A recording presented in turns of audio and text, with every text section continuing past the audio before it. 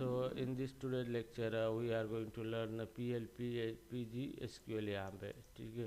तो ये बहुत इंपॉर्टेंट चैप्टर है, ये डेटाबेस प्रोग्रामिंग है, प्रोसीजर लैंग्वेज, PostgreSQL। ओके, तो इसकी बहुत सारी डिमांड है मार्केट में, कंपनियां इसको प्रिपेयर करती है और आपको लॉट ऑफ फ्लेक्सिबिलिटी मिलती है डेटाबेस के अंदर प्रोग्रामिंग करके ऑपरेशन परफॉर्म करने के लिए। सो इससे आपका परफॉर्मेंस भी बढ़ेगा एप्लीकेशन का यहाँ पे, और स्केलेबल भी हो जाएगा एप्लीकेशन, कंसिस्टेंसी मेंटेन होगी, एक्यूरेसी मेंटेन होगी।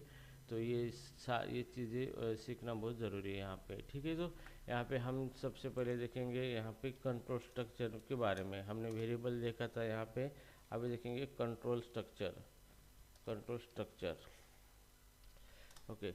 अब कंट्रोल स्ट्रक्चर का मतलब यही होता है कि हमारा जो भी प्रोग्राम है उसको एग्जीक्यूट होते वक्त हम कंट्रोल कर सकते हैं। अब कंट्रोल करना मतलब क्या होता है कि हमारा प्रोग्राम जिस तरीके से एग्जीक्यूट होता है नॉर्मली वन बाय वन, हम उसको क्या कर सकते हैं, उसका एग्जीक्यूशन चेंज कर सकते हैं with the help of control structure statement. तो यहाँ पे हम लिखेंगे स्टेटमेंट। तो कंट्रोल स्ट्रक्चर स्टेटमेंट का यूज़ करके हम प्रोग्राम का एग्जीक्यूशन चेंज कर सकते हैं, और जो इंस्ट्रक्शन हमें एग्जीक्यूट करना है वही एग्जीक्यूट कर सकते हैं। और कुछ पोर्शन नहीं करना है तो नहीं एग्जीक्यूट कर सकते, या फिर कोई कंडीशनल कोड हम रन कर सकते हैं rather than sequentially execute all the codes. तो सबसे पहले ये कॉन्सेप्ट आपको पता होना चाहिए। तो कंट्रोल स्ट्रक्चर स्टेटमेंट में सबसे पहले हम यहाँ पे देखेंगे कि इफ़ स्टेटमेंट के बारे में। यहाँ पे इफ़ स्टेटमेंट के बारे में देखेंगे। अभी इफ़ एक स्टेटमेंट है, यहाँ पे एक कमांड भी इसको कह सकते हैं, जिसका पर्पज़ ये होता है कि हमें कोई कोड रन करना है तो हम रन कर सकते हैं, या नहीं करना है तो नहीं कर सकते, बेस्ड ऑन सम कंडीशन, ठीक है। तो आपके पास कोई कोड है, आपको वेदर वो कोड रन करना है या नहीं करना है, based on the situation, that is called as a condition, that is called as if statement. Okay, तो इफ स्टेटमेंट का इस्तेमाल किस तरीके से किया जाता है अभी हम यहाँ पे प्रोग्रामिंग करके देखेंगे यहाँ पे, ठीक है। ये मेरा PGSQL ओपन किया है मैंने, ओके, pgadmin, और हम डेटाबेस ओपन करेंगे, दिस वन डेमो डेटाबेस है। तो इसका क्यूरी टूल को ओपन करेंगे हम यहाँ पे, ठीक है।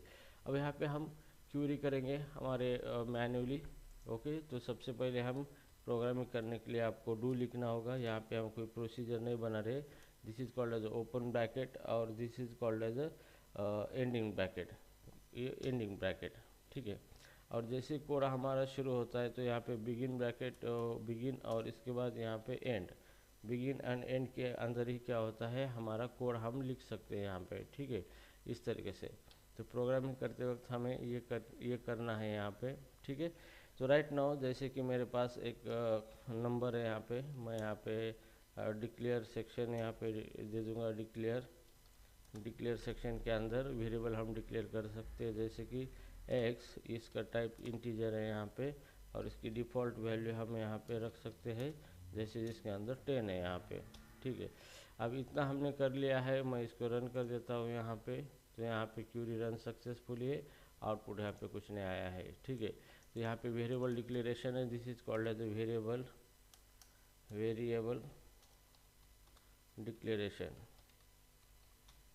डिक्लेरेशन, ठीक है। तो हमने x वेरिएबल निकला है, उसका डेटा टाइप इंटीजर है, डिफ़ॉल्ट उसके अंदर 10 वैल्यू रखी है। अब मैं यहाँ पे इफ स्टेटमेंट लिखूँगा, आपको इफ इस तरीके से लिखना है। अगर if x is greater than कितना है, x 10 है, ग्रेटर दैन 5, अगर x 5 से ग्रेटर दैन है तो यहाँ पे देन यूज़ करना है। और हमें प्रिंट मैसेज करना है तो यहाँ पे रेज नोटिस आपको स्टेटमेंट यूज़ करना है। और यहाँ पे हम मैसेज कर देंगे कि x मतलब percent is greater than y, तो यहाँ पे परसेंट, ठीक है। तो परसेंट की जगह, पहले परसेंट की जगह हम x is greater than 5x दे दिया है, ओके। और दूसरा हमने क्या दे दिया है यहाँ पे, 5 दे दिया है यहाँ पे, ठीक है। मतलब इस एक परसेंट की जगह पे ये x रन होगा, और इस परसेंट की जगह पे ये 5 रन होगा यहाँ पे, ठीक है, इस तरीके से। तो ये हो गया हमारा इफ़ स्टेटमेंट हो गया यहाँ पे, ओके।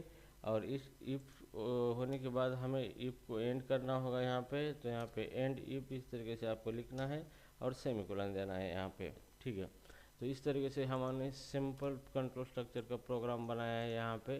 तो ये प्रोग्राम के अंदर अभी हम देखेंगे इफ़ स्टेटमेंट का इस्तेमाल किस तरीके से हो रहा है यहाँ पे।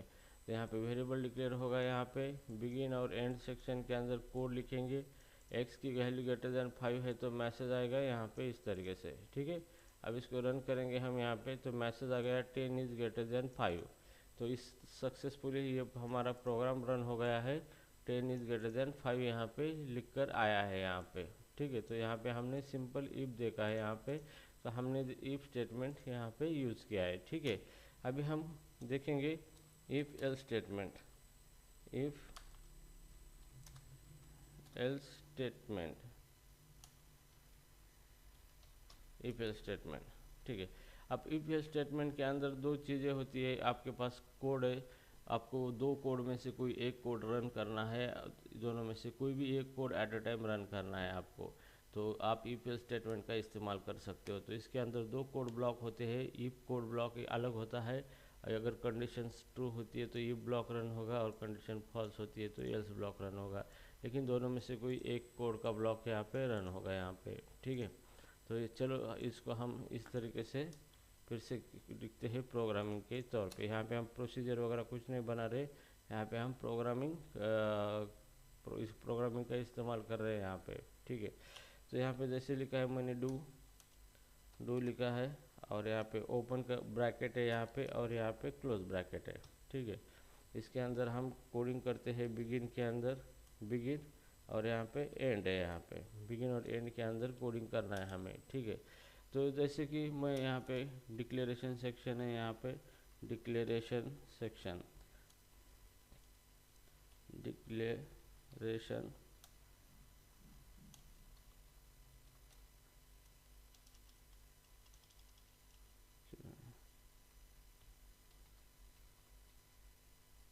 डिक्लेरेशन की स्पेलिंग बराबर है,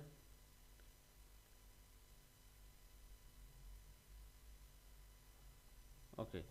तो मैं इसको रन करके देखता हूँ, यहाँ पे डिक्लेरेशन की स्पेलिंग बराबर ये दे रहा है, यहाँ पे रॉन्ग दे रहा है।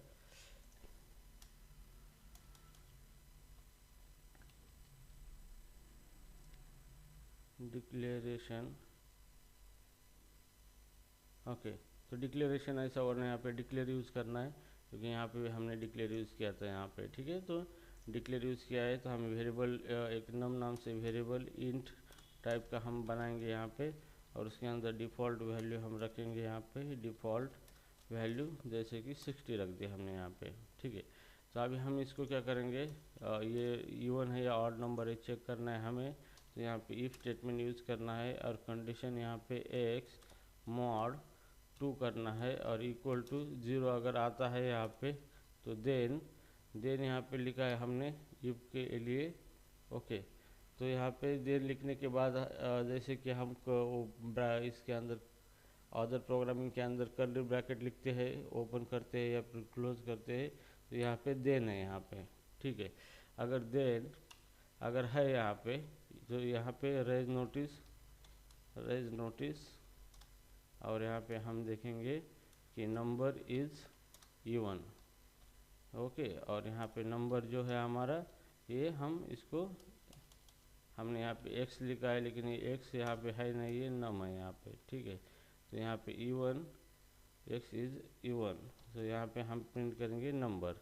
अगर नहीं है यहाँ पे, तो यहाँ पे यूज़ करेंगे एल्स, और एल्स यूज़ करने के बाद हम यहाँ पे कोड करेंगे रेज नोटिस, ठीक है। और रेज नोटिस करने के बाद हम यहाँ पे परसेंट इज़ ऑड नंबर, और यहाँ पे हमें क्या करेंगे, नम करेंगे, ठीक है। और उसके बाद हमें क्या करना है, इफ़ को एंड करना है, तो एंड इफ़, इस तरीके से इफ़ को एंड करना है आपको, ठीक है। तो देखो यहाँ पे सिंपल सा प्रोग्राम किया है हमने, डिक्लेयर सेक्शन में एक नंबर को डिक्लेयर किया है, और यहाँ पे बिगिन्स के अंदर नम को 2 से मॉड किया है, तो देन 2 से मॉड अगर होता है इक्वल टू 0 रिमाइंडर आता है, तो यहाँ पे इवन नंबर रन होगा हमारा, अदरवाइज ऑड नंबर यहाँ पे मैसेज क्या होगा, रन होगा, इस तरीके से, ठीक है। तो चलो अभी इसको रन करके देखते हैं। यहाँ पे रन करने के बाद यहाँ पे रेज नोटिस, यहाँ पे एरर आया है यहाँ पे, शायद यहाँ पे हमने सेमीकोलन को मिस कर दिया है यहाँ पे इस तरीके से। और फिर से रन करेंगे यहाँ पे, तो यहाँ पे भी एरर आया है यहाँ पे। तो यहाँ पे and if num more to greater than rage num, यहाँ पे आपको सेमीकोलन देना है यहाँ पे, ठीक है। तो यहाँ पे आउटपुट आया है 60 इज इवन नंबर है यहाँ पे, ठीक है।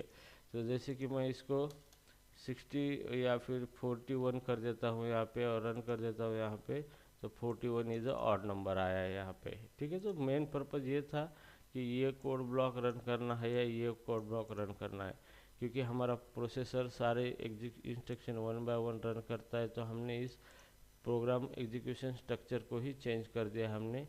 एक तो ये रन होगा, नहीं तो ये रन होगा यहाँ पे, दोनों में से कोई एक रन होगा यहाँ पे, ठीक है। तो इस तरीके से हमने इस नॉर्मल प्रोग्रामिंग की है। इसके बाद हम एसक्यूएल स्टेटमेंट का इस्तेमाल करके प्रोग्रामिंग करेंगे डायनामिक डाटा लेके। फिलहाल हमें इससे फैमिलियर होना है, तो हम सिंपल प्रोग्राम यहाँ पे करेंगे यहाँ पे, ठीक है। अब हम यहाँ पे ये हो गया इफ एल्स का प्रॉब्लम, यहाँ पे इफ एल्स स्टेटमेंट यहाँ पे हमने ले लिया है, ओके। सो उसके बाद हम देखेंगे इफ एल्स इफ लैडर, यहाँ पे देखेंगे, ये हमें सीखना ज़रूरी है यहाँ पे। इफ एल्स इफ लैडर, ठीक है।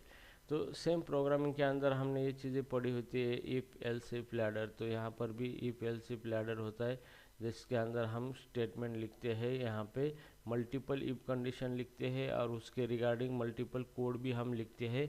तो जो स्टेटमेंट ट्रू होगा, कंडीशन सेटिस्फाई होगी, उसके रिगार्डिंग कोड यहाँ पे एग्जीक्यूट होगा यहाँ पे, ठीक है।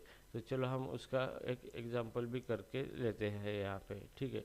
तो चलो हमें एक ग्रेड सिस्टम क्या कैलकुलेट मार्क्स करना है यहाँ पे। Calculate grade base on marks, ठीक है। तो बेस ऑन मार्क्स है, तो हमें ग्रेड कैलकुलेट करना है यहाँ पे, ठीक है। तो इसके लिए प्रोग्राम करेंगे डू ओपन ब्रैकेट यहाँ पे और यहाँ पे क्लोज ब्रैकेट। मेरी तरफ इसी स्टाइल को फॉलो करना है आपको। और यहाँ पे डिक्लेयर सेक्शन के अंदर वेरिएबल मैंने मार्क्स लिखा है यहाँ पे, मार्क्स, और इसका टाइप मैं यहाँ पे इंटीजर रखूँगा और इसकी वैल्यू डिफ़ॉल्ट रखेंगे मार्क्स 50, ठीक है। सेमीकोलन देना है यहाँ पे, और उसके बाद बिगिन सेक्शन है यहाँ पे, और उसके बाद एंड सेक्शन है यहाँ पे। इसके अंदर आपको क्या करना है, कोड करना है, ठीक है। अब यहाँ पे सबसे पहले हम इफ मल्टीपल इफ कंडीशन लेंगे। तो यहाँ पे पहला इफ कंडीशन है मार्क्स ग्रेटर देन और इक्वल टू 75 है, ओके। तो देन यहाँ पे रेज नोटिस और इसको हम दे देंगे, प्रिंट करेंगे passed in distinction,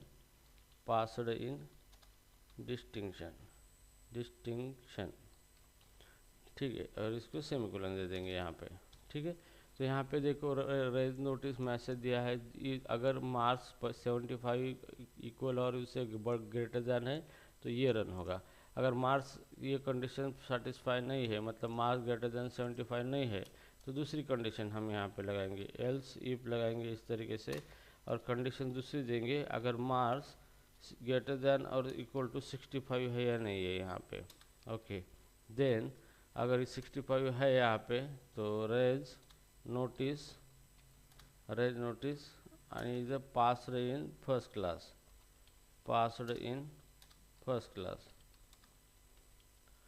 in first class, इस तरीके से यहाँ पे हम लिखेंगे। अगर ये कंडीशन सेटिस्फाई हुई तो ये रन होगा, अगर नहीं है तो ये कंडीशन चेक करेगा, ये कंडीशन सेटिस्फाई है तो ये ब्लॉक रन करेगा।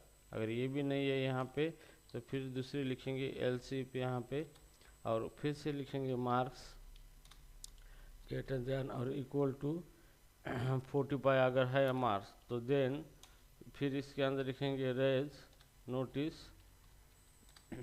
नोटिस और यहाँ पे हम लिखेंगे पास्ड इन सेकंड क्लास, ठीक है।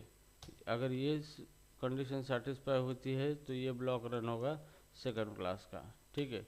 अगर ये भी नहीं है कंडीशन, तो एल्स इफ फिर हम लिखेंगे यहाँ पे condition marks greater than or equal to 35, then raise notice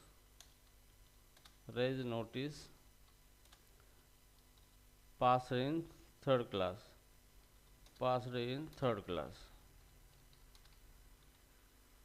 ठीक है। यहाँ पे इस तरीके से हम लिखेंगे यहाँ पे, और उसके बाद यहाँ पे अगर ये भी नहीं है तो बाद में एल्स आ जाएगा, और एल्स के अंदर फिर लिखेंगे हम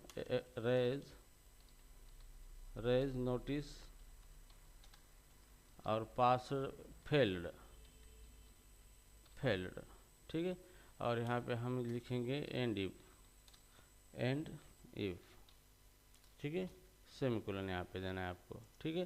तो ये हो गया आपका सिंपल सा प्रोग्राम यहाँ पे, जिसी को बोलते हैं इफ एल्स इफ लैडर। मतलब ये लैडर है यहाँ पे, मतलब पहली कंडीशन अगर सही है तो ये कोड रन होगा, नहीं तो दूसरी कंडीशन चेक करेगा, ये नहीं रन, ये सेटिस्फाई है तो ये कोड रन करेगा, ये भी नहीं है तो फिर ये थर्ड कंडीशन चेक करेगा, सेटिस्फाई है तो ये रन करेगा कोड, नहीं है तो ये कंडीशन चेक करेगा, सेटिस्फाई है तो ये रन करेगा। इसमें से कोई भी कंडीशन सेटिस्फाई नहीं है तो बाय डिफ़ॉल्ट ही एल्स के अंदर है, इसको रन करेगा ये यहाँ पे, ठीक है, इस तरीके से।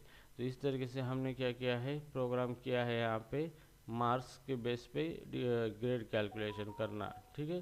तो इसको रन करके देखेंगे तो यहाँ पे लिखा है पास इन सेकंड क्लास, क्योंकि हमारे मार्क्स कितने हैं यहाँ पे 50, तो 50 मार्क्स सेकंड क्लास है, 67 मार्क्स देता हूँ, रन करता हूँ तो पास है इन फर्स्ट क्लास। यहाँ पे अगर मैं यहाँ पे 80 मार्क्स देता हूँ, यहाँ पे 80 मार्क्स मैं यहाँ पे देता हूँ और इसको रन करता हूँ यहाँ पे, तो यहाँ पे पास इन डिस्टिंक्शन, ओके। और अगर मैं यहाँ पे 20 मार्क्स देता हूँ, यहाँ पे रन करता हूँ तो यहाँ पे आएगा फेल, ठीक है। तो इस तरीके से आप इफ एल्स लैडर का इस्तेमाल करके मल्टीपल कंडीशन बना के आप कोड कर सकते हो यहाँ पे, ठीक है। तो हम जनरल प्रोग्रामिंग पहले सीखेंगे, इसके बाद एसक्यूएल स्टेटमेंट का इसके अंदर इस्तेमाल करके डेटाबेस से डेटा कैसे फेच करके हम उसके ऊपर ऑपरेशन करेंगे यहाँ पे, ठीक है। तो ये हो गया आपका एल्स लैडर, यहाँ पे ये हो गया आपका, ठीक है, ठीक है। तो इस तरीके से हम क्या करेंगे, जो कंट्रोल स्ट्रक्चर है यहाँ पे, कंट्रोल स्ट्रक्चर हम यहाँ पे इम्प्लीमेंट करेंगे यहाँ पे, ठीक है। उसके बाद हम देखेंगे इसको इस तरीके से,